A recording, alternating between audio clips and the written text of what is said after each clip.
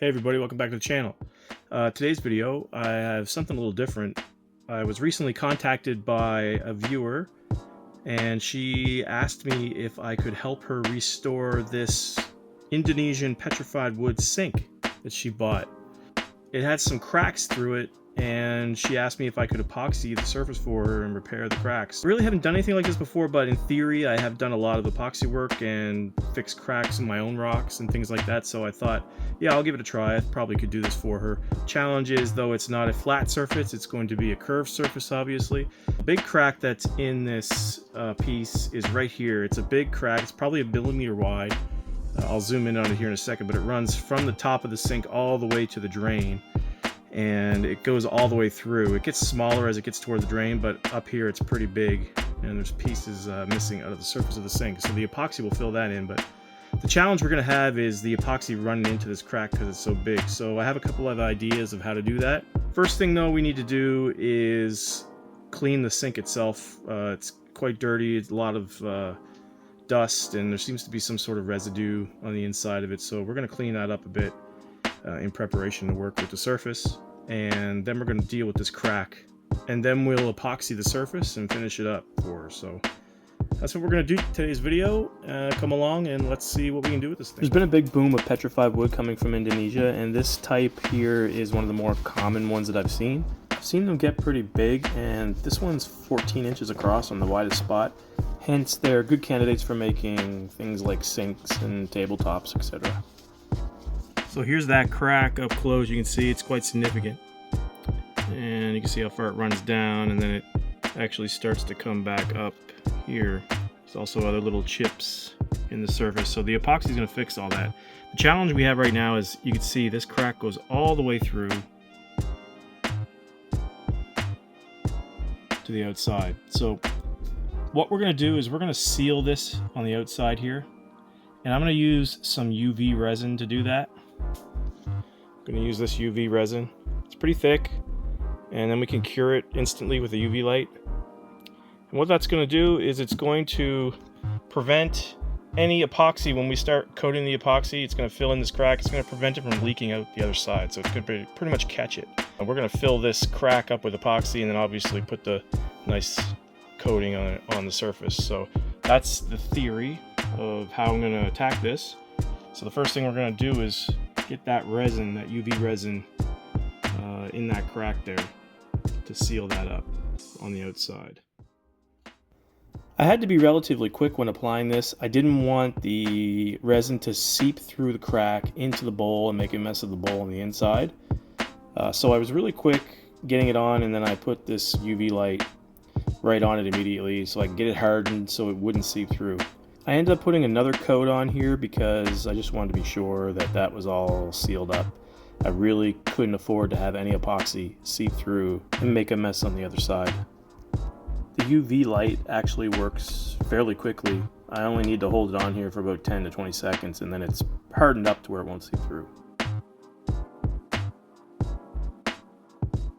Step one is success.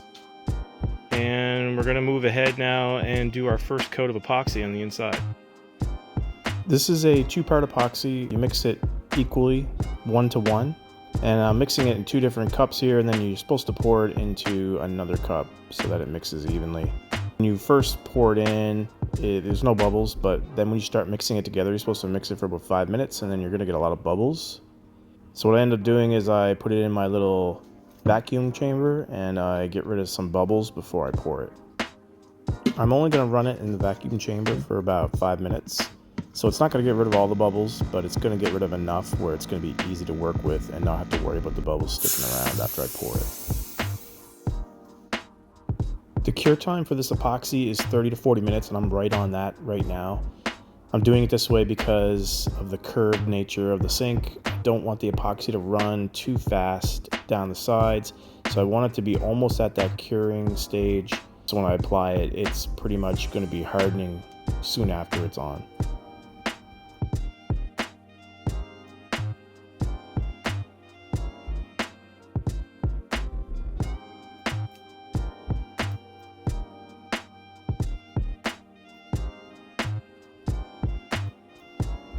And And once I get the coat on, I use the torch to flash off any bubbles that I see on the surface.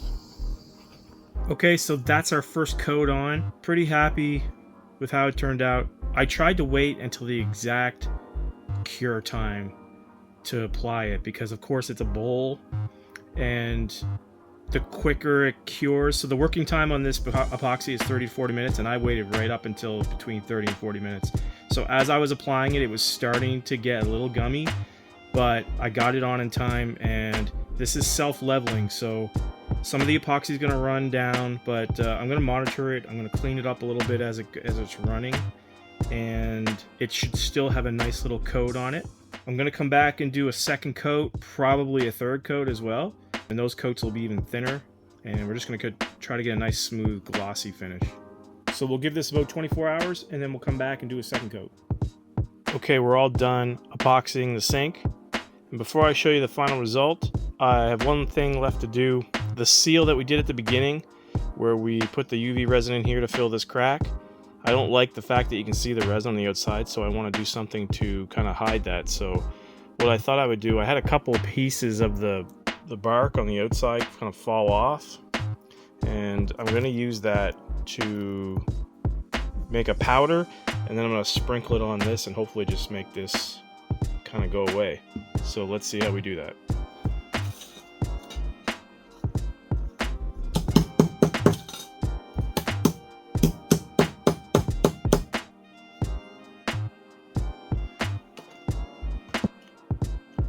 Here I'm just using a little bit of super thin CA adhesive, just coating the surface, and I'm going to sprinkle the petrified wood crumbs on top of it and they'll stick in place. And then I'll come back on top of it with some more of the CA just to cement it in place further.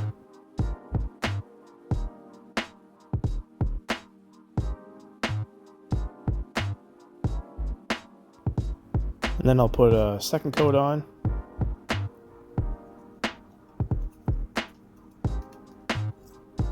And then cement that in place for the end result. And this is the final product.